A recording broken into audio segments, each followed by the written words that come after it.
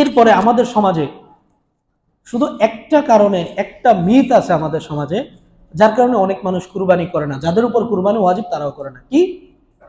ঋণ করে কি দেওয়া যাবে না? কুরবানি দেওয়া যাবে না। ঋণ করে কুরবানি দিলে কুরবানি হবে না, এই প্রশ্ন আপনাদের সবার মনে আছে। এখন আসলেই কি এরকম যে ঋণ করে কুরবানি দিলে কুরবানি হবে না?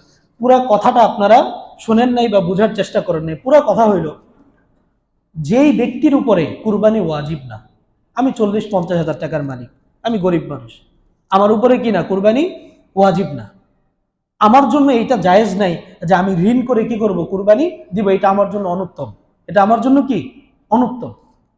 আর আরেকজন ব্যক্তি যার উপর কুরবানি ওয়াজিব কিন্তু এখন হাতে টাকা নেই, ধরেন কথার কথা আপনার দোকানে মাল আছে অনেক কিন্তু আপনার হাতে নগদ টাকা নেই, তো আপনি চিন্তা করলেন কি তাহলে আমি এখন ঋণ নিয়ে কি করি, গরুটা কিনে ফেলি বা বকরিটা কিনে ফেলি, পরে তো ব্যবসা করে টাকা পয়সা পাবোই, তখন আমি কি করব, দিয়ে দিব। তখন আপনার ক্ষেত্রে ঋণ নিয়ে কুরবানি দেওয়া শুধু জায়েজ না, আপনার ক্ষেত্রে ঋণ নিয়ে কুরবানি দেওয়া উত্তম। ঋণ নিয়ে কুরবানি দেওয়া কি উত্তম, বুঝতে পারছেন পার্থক্যটা আপনারা? যেই ব্যক্তির উপরে কুরবানি ওয়াজিব না, ওই ব্যক্তি ঋণ নিয়ে কুরবানি দিলে কুরবানি হবে না বা এটা উত্তম না, নাজায়েজ।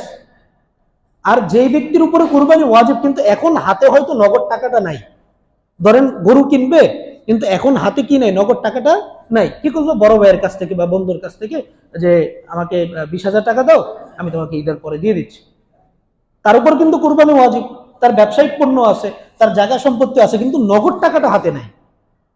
সে কি করলো, ওই নগদ টাকা না থাকার কারণে আরেকজনের কাছ থেকে ঋণ নিয়ে সে কি করলো, কুরবানি দিল। এটা তার জন্য শুধু জায়েজ না, কি হয়েছে, উত্তম হয়েছে, কারণ তার উপর ওয়াজিব ছিল, এই জন্য সে ঋণ নিয়ে কি করছে, কুরবানি দিছে। আর যার উপর ওয়াজিব না, তার জন্য ঋণ নিয়ে কুরবানি দেওয়া কি না, জায়েজ না। আল্লাহ আপনার এরকম কষ্ট দিতে বলেন।